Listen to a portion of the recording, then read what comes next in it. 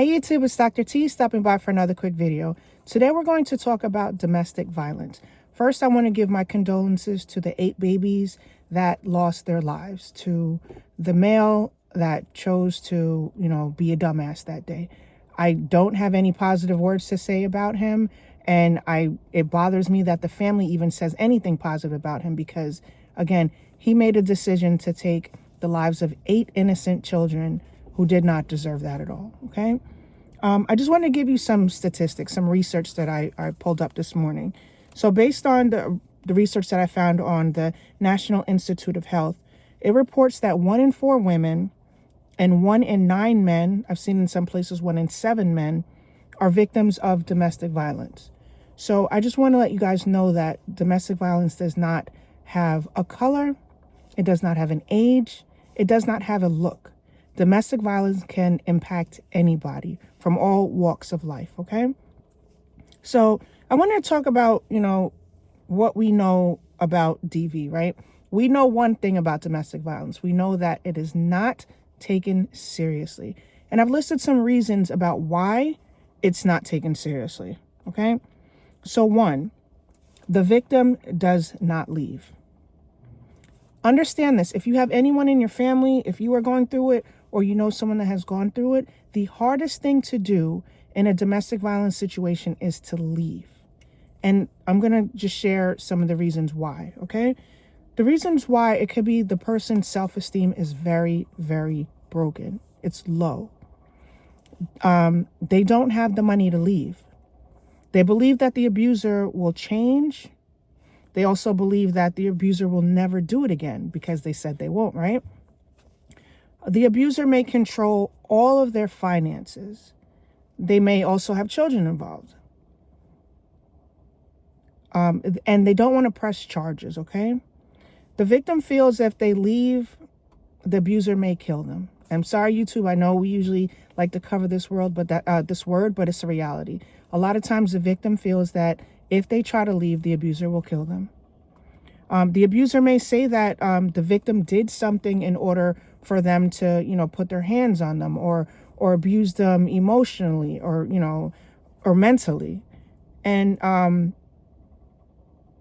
or if they said something, the abuser will say that, maybe they said something in order to trigger that response. But none of that is true, okay?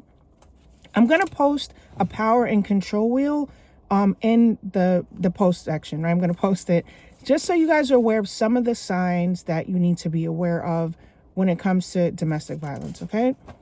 Then I want to talk about the Louisville Police Department video.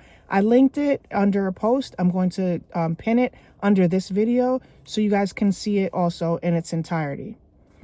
So the video opens up with the woman, she's screaming, right? And she's saying she wanted anybody to come and help her. Anybody. She's screaming at the top of her lungs. The people in the building report hearing her, have some, a disagreement with her abuser a few days before. But the thing is that they heard her screaming. No one came to save her, right? So having an order of protection, I want everyone to know, having an order of protection,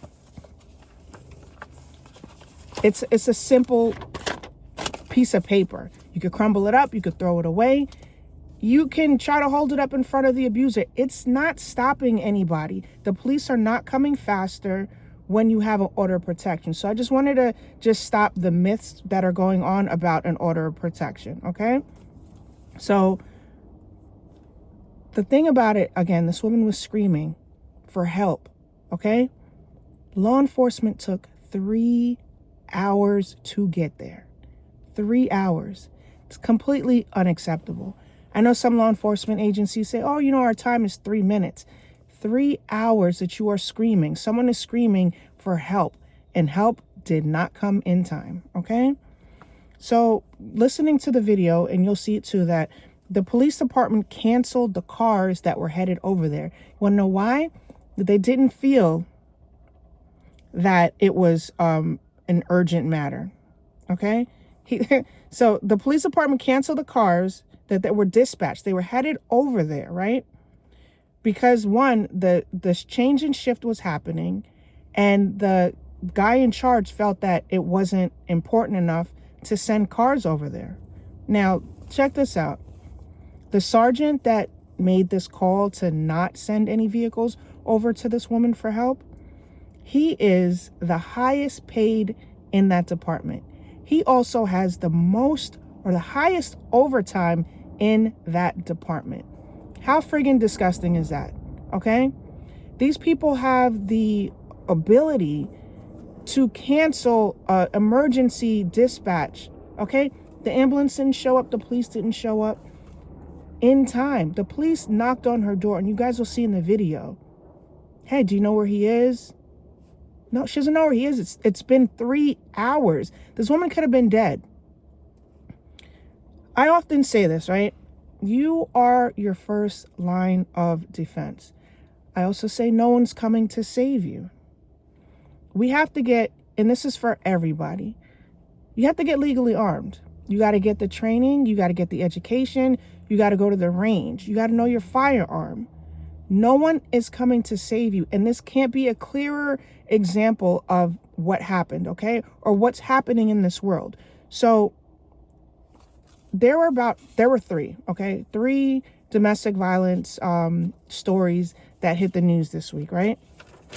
2 of them resulted in loss of life. You heard about the babies. There was another lady, and her significant other had a disagreement of some sort. She's still in the hospital. The other person who, went through this domestic violence situation also died. So 3 stories. We're only at Thursday, and there's 3 stories of people in domestic violence situations. 2 of those stories, people losing their lives. Multiple people losing their lives. You are your first line of defense. No one's coming to save you. No one's coming to save you. Sometimes people are calling law enforcement and they never get there. They never get there. You can't keep putting your safety in the hands of someone else. Again, it's hard to leave a domestic violence situation. This happens for both males and females. And I hate to say it, but I'm going to keep saying it. 22s, 9mm, 223s, 5.56 are all faster than calling 911. So if you have a loved one that's experiencing domestic violence, please look into getting them some help. There are resources that are available to help keep people safe. Again, order protection is not going to do anything. I would encourage you to encourage your loved ones or family or friends, or if you yourself are watching this and going through it, get legally armed. Learn the laws in your state so that you can make sure that you're in compliance with all the laws, all the duty to retreat or stand your ground laws, and start protecting yourselves. All right. Please like, share, and subscribe, and I'll talk to you soon. Bye.